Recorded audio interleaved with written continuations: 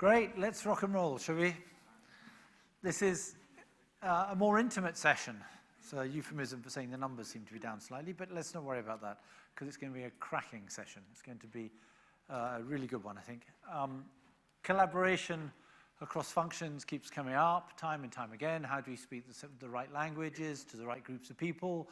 How do we take the data and the analysis that we're doing across the supply chain, and how do we convert it into a way that drives and motivates behaviors in the right sort of way? How do we work with other teams? How do we define ourselves?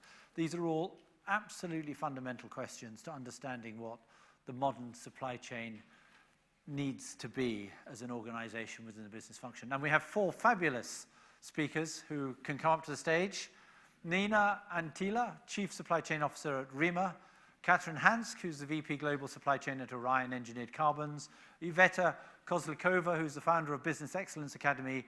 And Marcelo Paroni, who's the Global S&OP Director at Diageo. So you couldn't ask for a better panel. Give them a round of applause. You haven't even said anything and they love you. That's great, isn't it? Just you wait. Okay. So look, like the last couple of sessions, we want to make this as interactive as we possibly can with you. So I'm going to invite them to each say something a little bit about themselves and what they're doing in their businesses right now for sort of just over 5 minutes. And then we will try and get it into a conversation with you and between themselves. I don't know if you've been in the last couple of panels, but they worked very well like that. But it is very dependent on your contributions and joining in. And I can see lots of people in the audience who will contribute. I just feel it. It's going to be great. We will have a roving microphone to just add to it. So we will, for the questions, if you've got questions and as they're arriving, either scribble them down or bung them up onto the Slido. But when it really comes to the debate that we want with you and the panelists, we'll use the roving microphone. So who wants to start? Who wants to kick it off? Ladies first. Ladies first. I start? Okay. I start.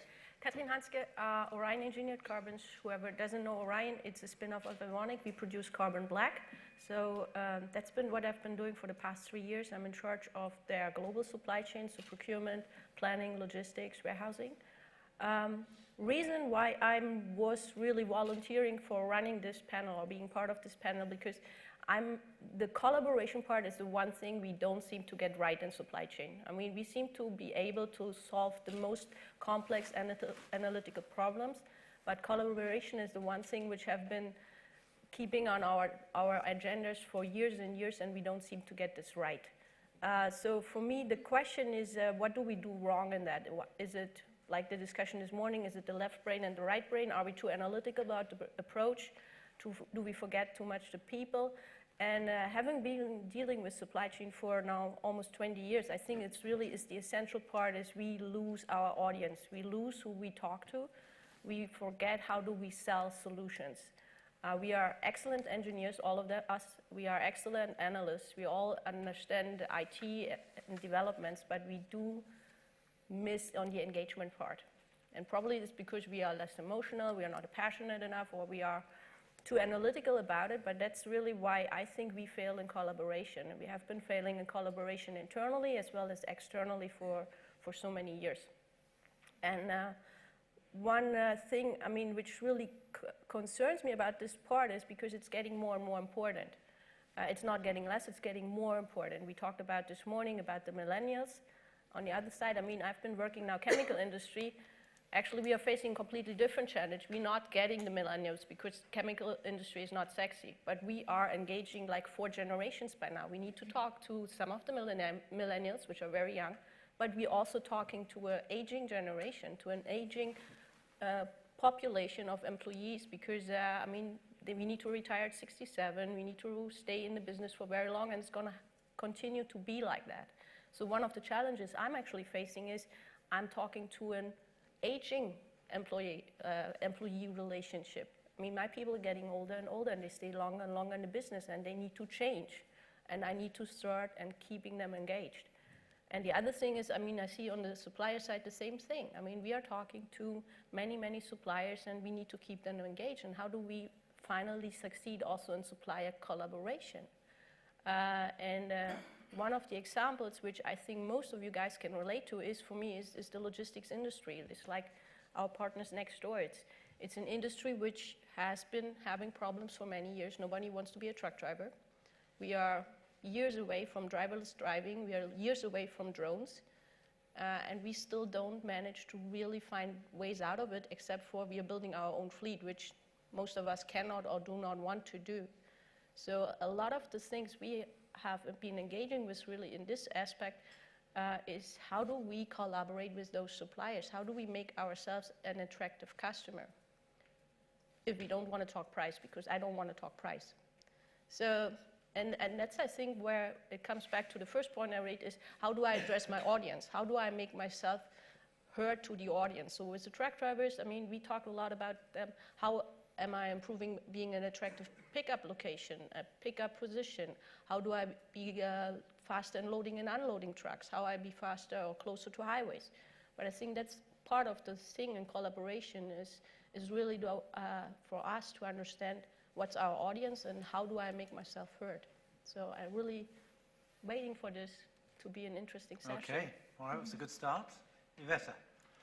Hi, my name is Iveta Gretner, so I do here on my last name, the old one, but I have a different one now. Sorry, Martin.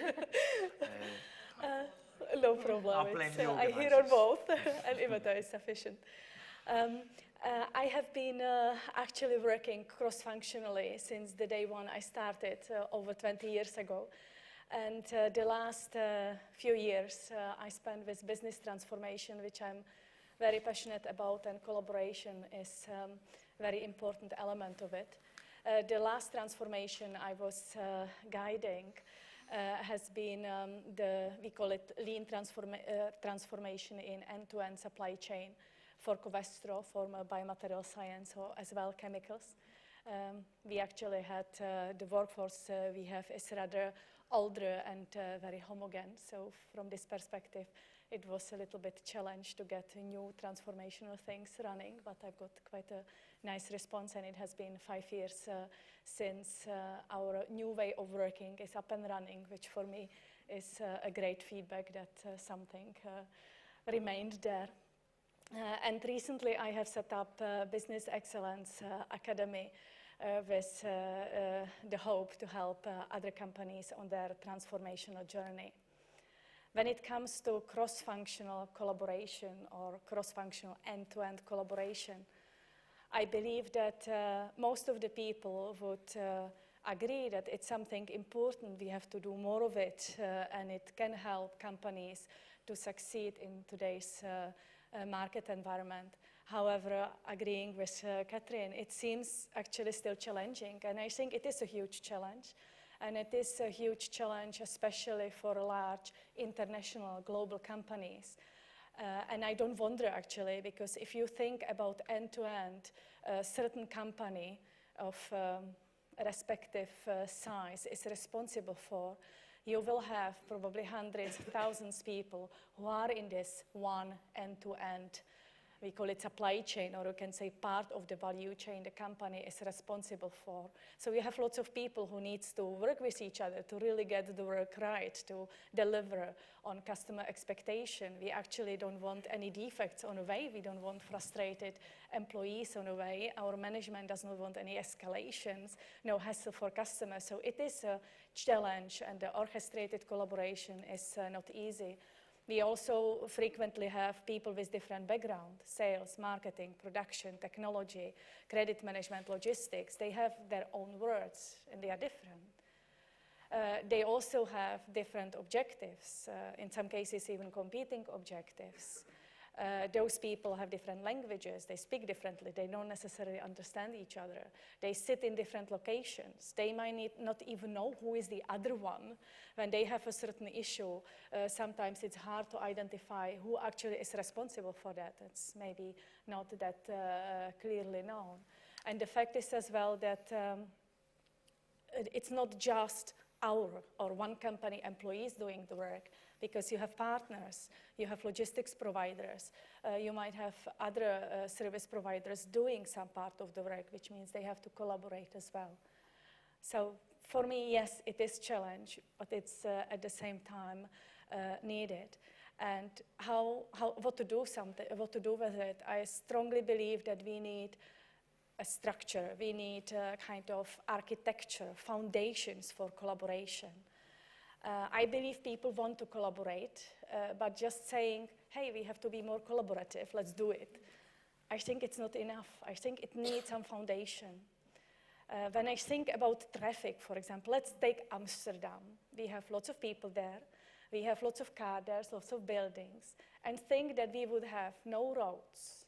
We would have no signs. We would have no rules. We would have just people who don't want to hurt each other. Yes, they want to get from place A to place B quickly. Hang on, Yvette, isn't that what the cyclists are? No rules. No stuff. Yeah, I think it's, and this is for me the same with collaboration, you know, it's a little bit like that. We expect collaboration, but we expect to happen it just like that. And my strong belief is there needs to be work done to make it happen. So we need common objectives. We need to align the languages. We need to stop talking in our lingos, using abbreviation nobody understands and nobody asks what it actually means. We need to connect the teams because 1,000 people, they cannot get all in one room to collaborate, right? So you have to somehow organize them. You have to create like communication avenues between them, which needs to be available. They need to be regular or maybe even instant, maybe even some communication platform. People need to know who to contact. It needs to be clear who is responsible for what and why. It needs to be clear as well when I'm doing some part in the process, what a good work looks like. So the other ones who actually follow up with my work can do their work well. And this is what I mean under this architecture. Visibility is another element to it. So Great. This is my perspective on collaboration. It needs to be groundwork we as leaders need to create for our people and for us to really collaborate stronger. So thank you, Veda, because that feels like a great segue into Nina, who I know, because we obviously discussed a bit about the kind of things you'd say, have some very strong thoughts about that structure to enable collaboration. Mm-hmm. So thank you, and hi from my behalf also. I've been working, my name is Nina Anttila, I come from Finland, and I represent company Reima, who is making children's wear since 1944. So more than 70 years already. We are distributing our goods to nearly 80 countries at the moment. So we've grown rapidly for the past years, doubling our turnover in the past 4 or 5 years. So, but before that, my history is that I've been working 1/3 of my over 25 years of career with supply chain management. 1/3 of that time I've spent in sales, so being very close to the customer. 1/3 of that time I have spent with suppliers, so sourcing part of the flow, and then 1/3 in the middle or managing end-to-end flow, as I'm now doing in this current role at Reima. So it is pretty easy for me to put myself always into the customer's shoes and try to look how the things look on the other side of the table. And at one point of my career, I even hopped inside telecommunication industry from buyer's role for network operator to a country manager role on the other side of the table, which was a pretty great move because you knew exactly what your customer wants because you used to be the customer yourself. So that's about me, and I think my journey started when I was 19 years old, and my first job, to be very concrete and pragmatic, I was handed over in one company the bookkeeping stuff, and I was told that, okay, you need to put these papers in this and this and this order, and you take it to the bookkeeper, and that's it. Okay, so I did as I was told. Then I went to the bookkeeper, and I said, okay, I'm new in this stuff now. This is the instruction I got. But please, can you tell me, because I don't mind doing this work in 10 different ways, so whichever is the best for you. So she then told me, oh, I love it. You know, this is the first time ever somebody is asking me, how do I want this work to be received? And ever since that I've been receiving this map, it's been always in the wrong order from my perspective. So it's always taking me 1 hour to reorganize all these kind of papers that has been delivered to me. So perfect. So we were collaborating, so we were achieving together a common goal, which was to enable her to work better. So this, I think, is inbuilt in me somehow to try to always get rid of all that is kind of wasted effort. So the things we do towards a common goal has to be enabled in a structured way. And in our company at Reima, for example, when we identify supply risks, we have a way of working in place where we have a cross-functional team meeting every week on Wednesday, where we identify the risks. There is a representative from logistics, from product management, from sourcing, from quality, kind of everybody needed to make this problem solved. It's a maximum 1 hour meeting. After that meeting, everybody is absolutely clear, what happens next. It's documented, so we know who does what by when, and we can kind of go to our own teams and keep it going from there. We also try to follow the rule that like one warrior from one camp, so that we kind of have a representative from each team. Not that there is all of a sudden 100 people collaborating, no, but there is somebody representing and taking care of those tasks that they can get cascaded to the people who need to know. And in this meeting, and there is 2 additional targets that we have. So me personally, the team is global in our case. So there are people who are remotely located, like in most of your teams. And it is my duty to make this distance go away. So whatever it takes, we need to get the parties online active so that they are just not kind of doing their email or something, but they really take this time, this important 1 hour, to make sure that we are all aligned with our activities. So make the distance away is one thing, and another one is because we are solving problems, and every problem has many solutions. So these trade-offs, there was earlier today in some session a discussion about the talents and this end-to-end thinking, which is very important. So in those meetings we have, so every time that there's a problem, so then there is popping up a few solution proposals. And then we quickly analyze what are the costs and kind of benefits of each, and then agree what is so it's a learning opportunity also for the crew present every time. And taking that further, so now we have a team collaboration, which is cross-functional. It is remote and virtual because we are global. But then what is missing from these reviews are the external partners. And they have 80% of the information, as we know, from solving the problem. And in my past, I used to work for Nokia mobile phones, so we had very hectic supply environment, making that time more than 1 million phones per day, and every phone needing 300-400 components. So there was plenty of things we need to make happen every day. So what was very advanced already in that environment that time was that it was data enabled. We were sharing the inventory levels, the demands, goods in transit information with our suppliers twice per day, so 6 o'clock in the morning, 6 o'clock in the evening. And kind of one would think that, yeah, great, there was a control tower in place, alerts were all coming up from there. That's it, now we are fine. But we were not fine because the data needs also explanation. So the collaboration cannot be internal only, it needs to be extended to the external network, and then how to do it. So we already took the first step, which was sharing the data. But then there was another step, which was crucial piece of this flow. It was that this data needed to be understood between the parties. So if you just take the data, you might be making completely wrong decisions based on this. There was, for example, one event I never forget, because I had these 6 factories out of 9 under my responsibility for the material management. And one morning I came to work, and there was the hell was breaking really loose, and there was kind of a lot of phone calls and everything that, yes, now one factory is shutting down because there are not enough components. And I was like, oh, what happened? Because the day before there was enough, and now all of a sudden there is not.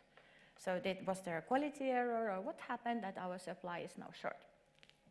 So I checked the data, and I asked the team, is there something funny ongoing? And they said no. And then I started walking around the factory and checked that, okay, where are these components that were yesterday here and not today? And I found them. Actually, the products were made, so the production orders have been worked on. There was pallets full of stuff on the floor, which nobody obviously saw from the data, because the production order was not completed. So we consumed the stuff from the warehouse. It was already on the line. The products were done, but they were not tested. So there is a bottleneck, this tester in the process.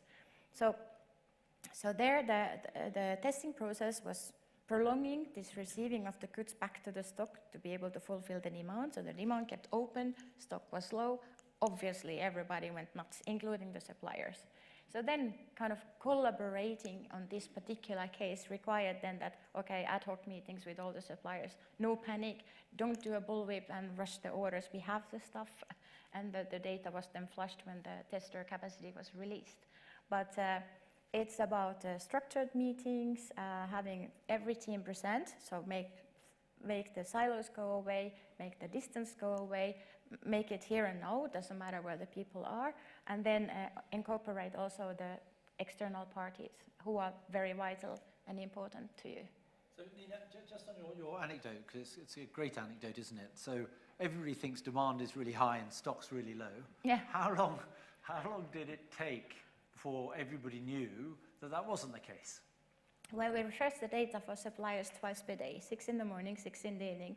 So they were in panic mode for between so those. the whole network is panicking like yes, mad. and Yeah, the factory manager was, and the planners, and everybody was kind of jumping up and down, and it escalated, of course, very quickly. That Did now. it take a day, 2 days, or? Yeah, it took about 1 day to kind of identify the problem, but then the tester capacity was still not there. So to solve the problem, so it gradually released when the goods went through the tester. Of course, the guys already, they had ordered more testing capacity and things like that, but it took a few days. So that I don't know, I'm going to make it up, but the chief tester's off with a cold on that day or something. Was this the problem? I don't know. And wasn't completing whatever needed to be completing to show that these were orders in process. Yeah. What could you or would you do, or what did you do differently as a result of that afterwards? I mean, did you, I don't know. What did we do different? So then, of course, because the data couldn't be refreshed, we couldn't overwrite that there is a queue. So we had to then, outside the system data, collaborate with everybody internally and externally. And so alongside you've got a data flow, but alongside the data flow, you've got to have conversations running so that people can understand how to spot the obvious, because in a way it's obvious, isn't it? Yeah, sure. If they were in the factory, they should have known that they had a big pile of boxes over there, and the data was misleading people. Yes, yes. And because we were working remotely and people were maybe in different physical locations, they only rely on data. Yeah. So they could not all go and walk in the production as I did. Yeah. They So- only rely on data. Yeah. Yeah. Marcelo, there's a lead, isn't there? Yeah, definitely. Tell us about your story. My name is Marcelo Paroni. I'll tell you something that might scare some or might get interesting for others. But I was counting out the day, and I held over 100 SNOP cycles. And I've seen a lot. So that happened in different countries, different companies. And I started with the Unilever, then Mondelez, and the last 5 years in Diageo. And I found some common problems across different countries, different business, and etc. And in the last 2 years in Diageo, for those who don't know Diageo, I think you might know that the brands, Diageo is the world's leader in spirits business. So we have some big brands such as Johnny Walker, Smirnoff, Guinness. So those brands you might be familiar with. We don't use any of those within SNOP meetings. It's not recommended. although it's required. Collaboration might be very good. Although it's required. In actuals, but yeah, improves collaboration, definitely. Yeah. You should try. Yeah. But in the last 2 years, I'm responsible for the SNOP process in Diageo globally. So, and that's the best part of my work is help all over almost 60 Diageo businesses to improve their SNOP process. We have one single hardware, let's put that way, the meetings, the cadence, and the process itself. But the behaviors make every SNOP unique in those countries. And SNOP, by definition, is about collaboration, right? So it's a good blend of data and collaboration. And most of the challenges that I've had supporting those countries was about fostering collaboration. And that's why I'm very excited about this topic because at the end, it's how we can improve collaboration. I could give you plenty of different elements, but I'll start naming what I think that's the biggest part of this. It's for me about empathy. It's about getting to know which the other party wants, and getting back to your initial point. Let me give you a bit of further context. I've been developing my career in supply chain, and in the Agile last, I'd say 3 years, global S&OP governance was under global sales. So it was under a commercial organization, and we did that because we wanted to foster collaboration. So we wanted to foster commercial co-ownership within the process. And that was a very good thing to do. So I joined this role, moving from supply to commercial, and I started engaging with commercial directors, with the general managers, pretending that it was from commercial. And I thought, okay, it will be easy. I'll put my commercial badge and I'll sell it for them, and they will buy it because I'm from commercial. And I started failing from those first approaches because I was just trying to sell the process from the supply chain perspective. And I think the big shift was when I started hearing what they were saying to me. So instead of trying to sell from our standpoint, I started to understand what is relevant for you to have this S&OP, to start collaborating with this S&OP process, because I want you to own it. I want you to lead it. But it must be useful for you, because if it's not useful for you, you pretend that you're going to lead it, and I'll keep leading it, and it won't go anywhere else. And that was, for me, the biggest shift. And that's what I'm doing when I go to markets and see that this functional collaboration happening. Most of the time, it's about people getting to know each other's needs.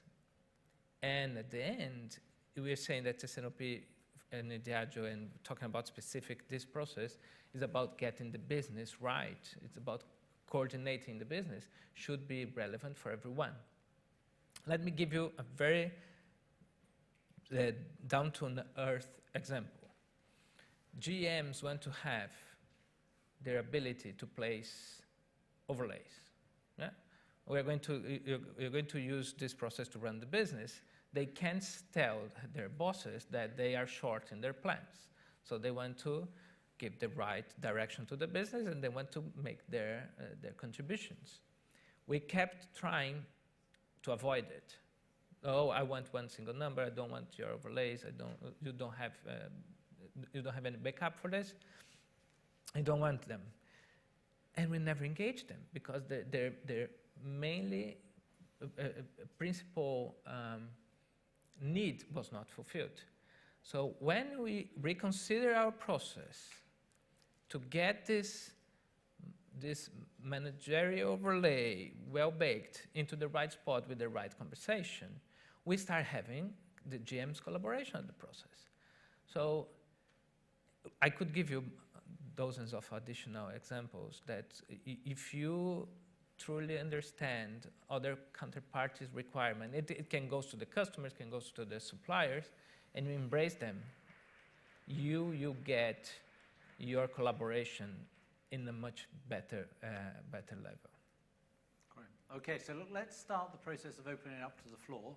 So if we put Slido up, any kind of questions as they come along, think of these four as your kind of personal question, people to question. We've got John here, I think, is going to give us the first question. Chuck them up on Slido. Even better, do what John is doing so we can get a conversation going. John. There's a metric which is used almost universally, which I don't like, and I think it's bad for collaboration, and yet everybody uses it, and it's schedule adherence. So schedule adherence, for me, creates a division between operations and supply chain. I would prefer if this metric didn't exist. I would prefer if this metric of schedule adherence didn't exist because of the division it creates. I'd prefer if the only metric was customer service and that the operations person, the operations director, was as responsible for customer service as the supply chain director. But I don't know if you have any views. Yvette, going and nodding away. Yeah, I think it's a very good point. And I think it's important to have really objectives end to end. So not just looking in a silo, because this is, I think, rather just few people interested in schedule adherence. So I think it's important to ask when we all in the company, and it can be even broader than that, but I think it's enough to stay within the responsibility of a particular company. And when we call this end to end, we need to ask the question, how does success look like? And schedule adherence would, from my perspective, not make the run up there. And I think it's important to look what the company objectives are, because yes, we have to fulfill them. I think it's important to look what the customer wants, because sometimes the company objectives, they would be very much financial. But the customers, when they get dissatisfied with something, before you see it in the financial figure, the customer is gone, and to get the customer back, it's not that easy. So this is why I think we need some leading indicator to the lagging financial, maybe company targets. I think it's important as well to look on, I call it voice of business, voice of customer. It can be voice of employee, it can be voice of whatever other stakeholder. So when we have, for example, from the company perspective, maybe the workforce is aging, maybe we need to be more agile, we need to be more digital, and we need to get people, we need to keep people. So then we need to think as well, okay, what do we need to do to keep those people? And based on this, define, and I think this is quite a bit challenge, a few key performance indicators, I would say not more than 10, and say, okay, this is it, what we all of us aim for, and when we do well on this, then we succeeded. And then see how this translates in a real world condition for every single team. Because it's, I think having end-to-end targets, I call it sometimes the true north, is important, but it's not enough, because for a customer service representative, you know, some profitability revenue target, it can be simply too far away. So it needs to be brought down, so to have an aligned success measures for actually every team. So everybody works on this big thing, but everybody can work also on things they can influence. And what is perfect, and I have to say at Covestro we had it, and I was very happy about it, to have those, at least the company targets, linked to your performance management system. Because when you have it, everybody is interested in that. Okay. And it was a little bit our case. We've got 3 company KPIs. It was related to profitability, growth, and liquidity. It was where our bonus came from, actually 100% of the bonus. It was pretty clear how those 3 things are measured. It was very clear where, you know, when the performance of a profitability is this figure, what does it mean to the bonus, if it's 100% or 50%, so this cascades down then, this is all the way across This is what we have done. So the company actually did the 3 company measures. This is what I call voice of business. Yeah. I added with my team the voice of customer side to it, so the operational staff, the leading indicators. Exactly, this is what we've done on the top. Yeah. We created cross-functional team.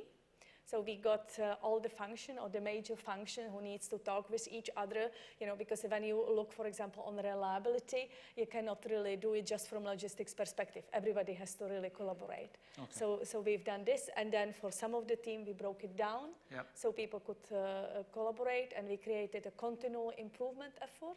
So people could, we've got not just a big project, we certainly defined the initiatives based on the priorities we've got. Again, so cascading priorities which align to the business KPIs. And we let anybody virtually contribute as they believe so. So not just having the strategic topics, but also everybody when they see, oh, there is very operational stuff.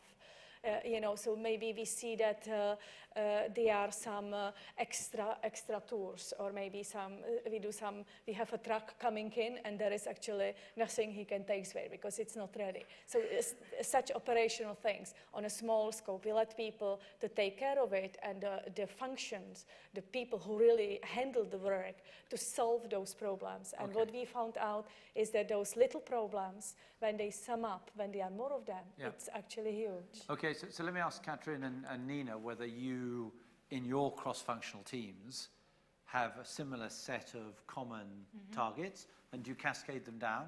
Yes. And is that equally essential? Absolutely, yes. So far it's in-house. Okay. I'm just thinking now here that since we need to anyway get those external partners closer, so why don't we take perfect order fulfillment rate as a measurement that we also give as a bonus for supplier or logistics service providers, kind of as a pricing mechanism, kind of take them, since anyway all of us, we share the same consumer at the end. Right. There is only one consumer. And does that cascade up? Can you cascade up? I don't know. But does that roll up to a business objective for the business as a whole, which might be, I mean, is it clearly aligned in like that? Yeah, sure, this particular metrics, but it's in-house. Yeah. Catherine? Same in our situation. I mean, we do have goals which are rolling up to company goals. Just one point I wanted to make with respect to your question, I think the one thing we need to be flexible to adjust. Because the example you just provided is, I've been probably the biggest fighter for on time and full, being the voice of customer for many, many years. For the past 2 years, I learned this is not always true. At this point, what we actually do is, at Orion, we are in the luxury situation of being completely sold out in certain parts of our business. So I actually made schedule adherence a KPI on those production lines because I want to maximize output. My customers know that. They know we are in a sold out situation. They are in a competing environment to get product. So for me, maximizing output goes above and beyond being on time and full. So I think, I mean, there's not always the one which is right and the one which is wrong. There might be market environments which might rethink your ideal metrics to go for, and it might not always be the ideal metrics just for the whole business. There might be certain things you run according to one KPI. There might be certain parts of your business you need to run to another KPI. I do still have on time and full for certain parts of my business, but certain parts of my business, I really focus on schedule adherence because I want to have as much output as possible. So I think you always need to look into the environment you are operating in to make sure you contribute to the business the most. Question for Marcelo. So you focused a lot and spoke a lot about your S&OP system. And in fact, yesterday, a lot of conversation. There were several sessions about SOP and IBP and even then EBP. And a lot of it was about how these approaches enabled you to create, or forced you, maybe is a better way of putting it, to create a common language with first sales and then with finance. Is it possible to get the level of cross-functional collaboration outside of the supply chain, so with other functions in the business and then with external parties, without those kinds of systems? Yeah, I think it's really difficult because it's about speaking the right language. If you think every function has its own language, at the end everyone has a potentially top line, bottom line, and cash. But most of companies have those three targets, right? I think the ability to get collaboration is how you translate this across different functions to everyone to understand how they can impact on those three targets. For instance, cash.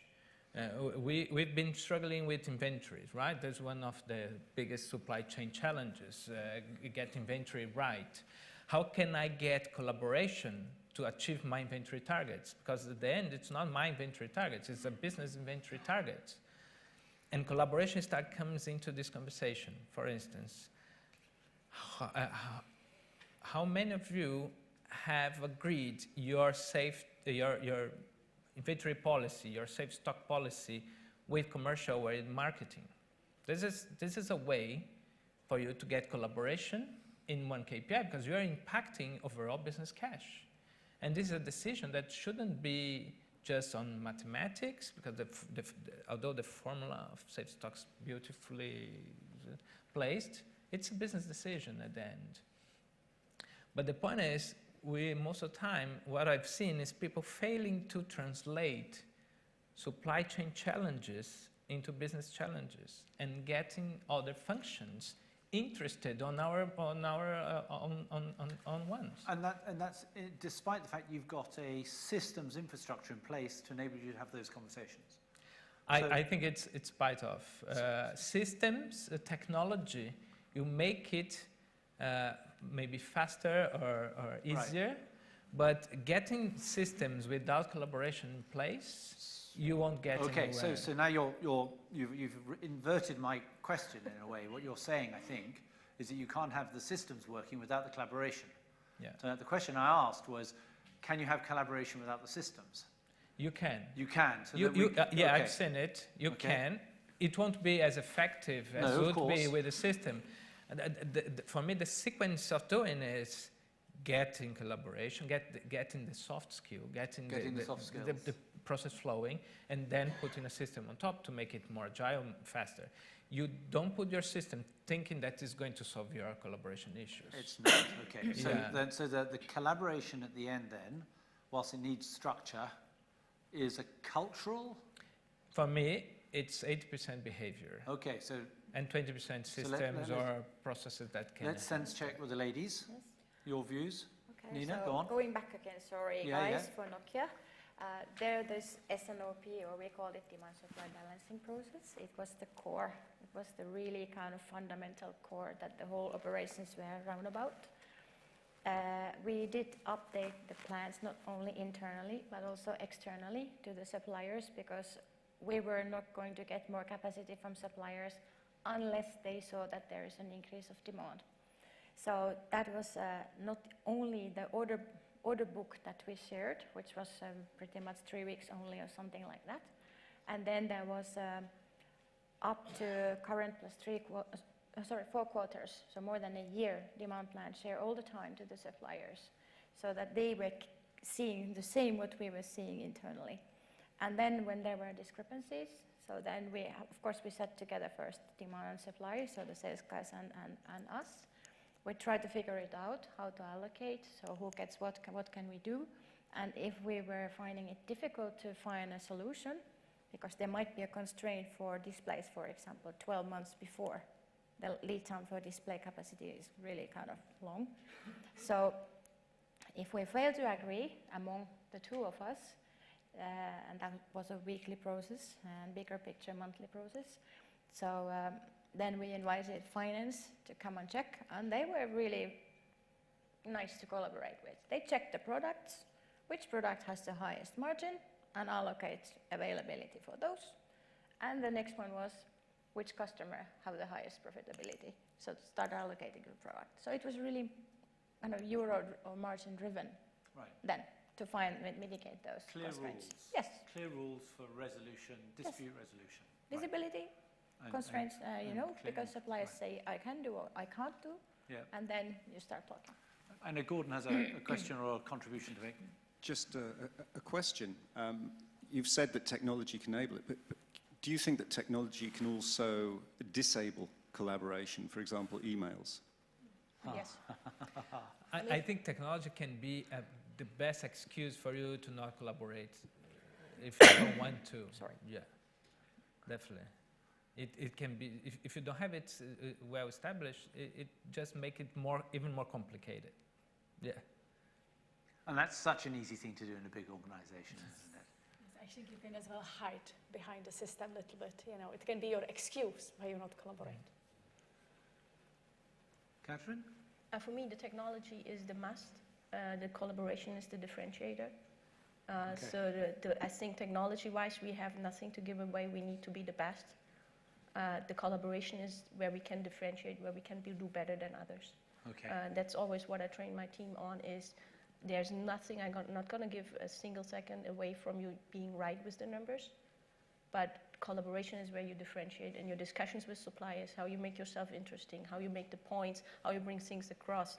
The technology is just a must-have. You cannot give a single millimeter away on technology. So, technology becomes a hygiene, an absolutely essential hygiene. It's got to be in place.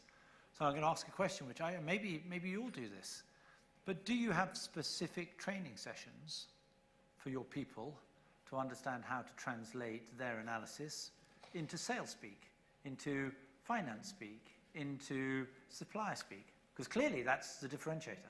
And you're allowed to say, yes, Martin, shut up, that's bleeding obvious. Or you can also say, well, maybe not as much as we like, or should. What's the answer? What's the the training, for me, the best training is, when it comes to collaboration, is first you lead by example. Okay. So I always let people also watch, experienced people I know who are doing well, myself, others where I know they can learn from, and then just start swimming. I mean, go with smaller suppliers, but expose them to the bigger, but most importantly, give feedback. Right. Always give feedback. What was good, what was bad, what should you have done differently in order to improve when you go to the next challenge. So, Right. I mean, not a big believer. Of course, negotiation training is good because you need to know the fundamentals, but how to play suppliers, how to read suppliers, where to make your points, where not to make your points, is you're only learning on the job. And there you need to raise exposure and you need to give continuous feedback. Yeah. That's my position on that one. Do you guys give your teams specific training? Simply say, if you were... That's a very good one, because I have never seen institutionalized approach to those. Yeah. To Now, those, so let me change. Topic.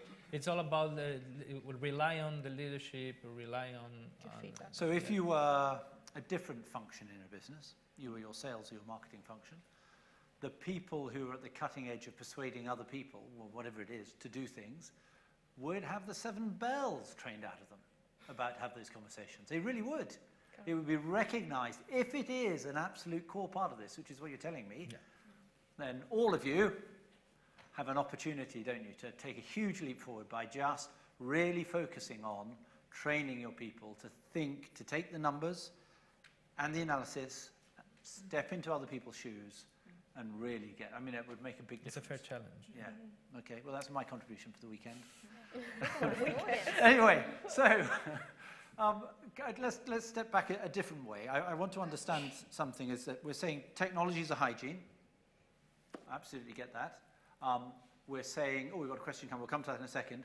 We're also saying that collaboration is then something which is our differentiator. So I've got a question, do we have to wait for the very top of the organization to give us permission to drive that collaborative culture, or can we do it anywhere? Maybe, Iveta, you've not said much lately, so why don't you kick off with that one? I think it's nice when we have that, but I don't think we have to wait. And this is what we actually did at Covestro. I call it transformation from the middle. So we started in the supply chain center, so the middle management, if you want. We embraced the change because the supply chain center, which is customer service, little bit planning, credit management, collection, and logistics. So all those functions actually need all the other functions which we don't have in the organization. So we started within our organization, and then we started to sell to the rest of the organization. And the tactic for the selling was, let's help, and we were ready to help. I think it's as well important when somebody wants to do the change that you help them, you provide resources, and we actually did. But the tactic was we do it to those who want. So I actually wanted from somebody outside our organization to say, yes, I want it. Iveta, please come in and help me. And I waited even half a year before the head of production site in Italy with his management team. Really, all of them said, yes, we wanted to do it too. It takes a long time, but it is possible. And we actually got within our transformation about the same number of people outside our direct control joining us. And what we have done to promote, to sell, I think it's a very important element, because before I came, nobody actually knew what we were doing, because we were not really talking much to the others, just being scared, we will not disturb them, they don't have time for us, maybe it's not relevant. So at some point of time, when our transformation was really settled, when we had the results, when we were outside, we did an event, we call it Marketplace. I asked my boss, who was the head of the supply chain center, to invite his peers. So he invited his peers, he invited his boss, who was actually reporting to the CEO. And then we showcased it. So I asked my team to prepare one poster. So we've got, I don't know how many, maybe 17 posters. So 17 projects were presented. I invited the people from outside our organization to share what they are doing.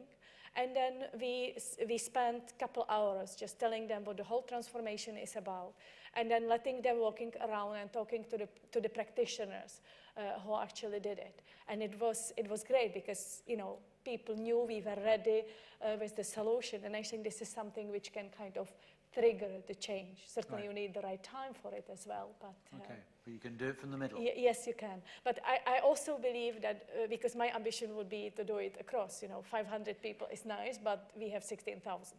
So it's more which can be done. So I think when you have the footprint, it needs to be top down then. Right. But you can definitely start within your organization, and it can even help for your own work. Our work changed. We've got much more collaboration. We really have now joint meetings with sales guys. We talk with production much more on a regular basis. And this is what, even when it will not spread throughout the entire company, this is what helped our work. Right. So absolutely, Katrin, yes. have you done it from the middle out? Is that how you've Yes. been doing it? For the middle. I think it's much easier because there's much more in there for the people. Right. The people have more to win. They're easier to convince. So from the middle, for me, is the right way to start. Right, okay. So look, let's take this question up. With procurement only interested in lowest price, oof. Oh, I'm sorry, that's a toughie, okay. Clearly lowest price is important to them. Okay, procurement apparently is only interested in lowest price. How can S&OP motivate the supplier to If I may, I'm reading this and I can't concentrate it anymore. Okay. And that's a matter of we've been discussing. I think thanks to the savings that procurement is constantly giving to the companies, we manage to keep our competitiveness at the right spot. So we can hold our margins, we can hold our growth rates. So it's full of lots of preconcepts on this. Procurement only care about price because they are supposed to deliver savings that to help business to keep growing and keeping with the healthy margins. So it shows about collaboration somehow, the way we see each other's department. The second piece for me, imagine that procurement is being pressured to get lower prices.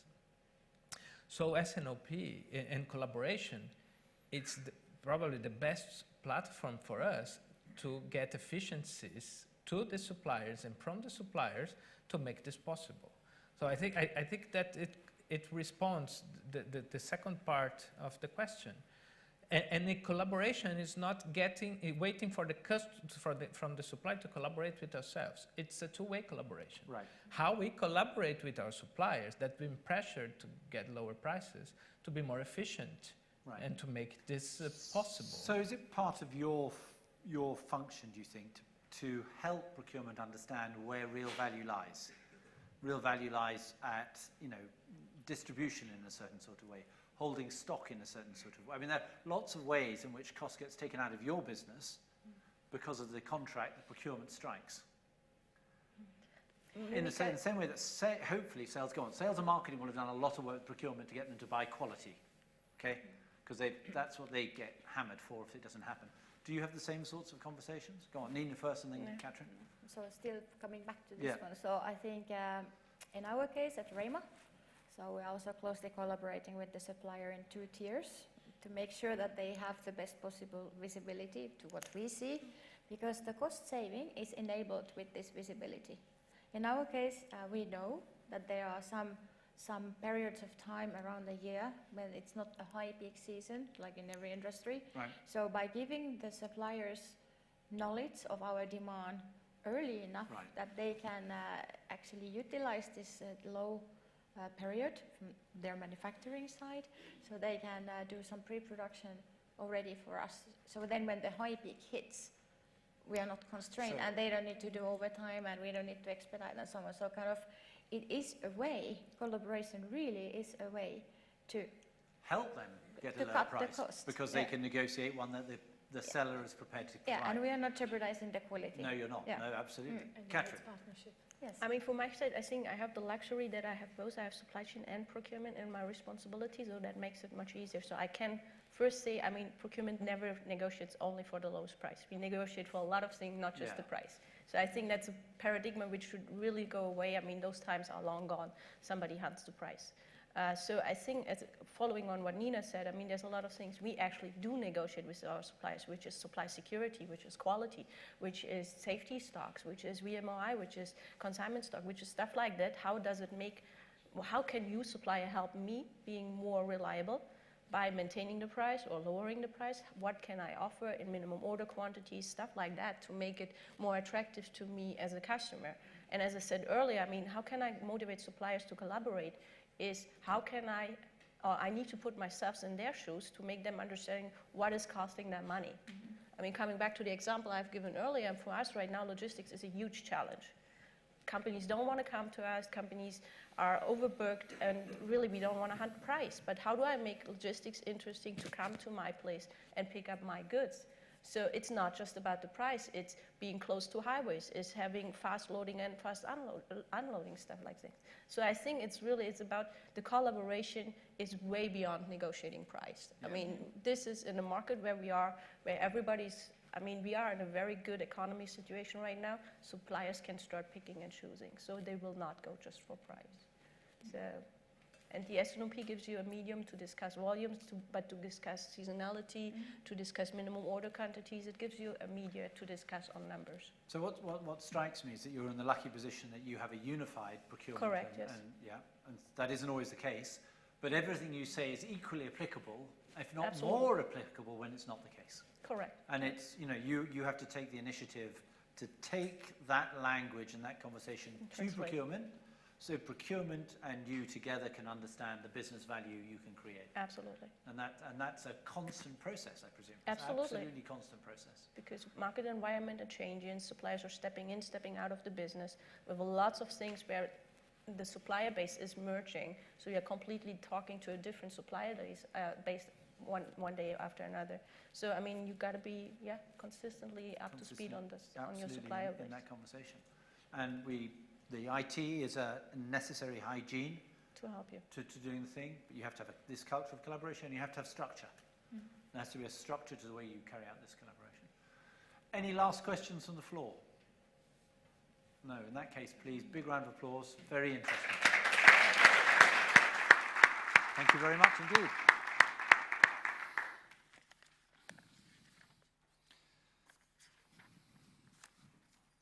Very good. Thank you. That was great. Thank you very much. Thank you very much indeed, Catherine. Thank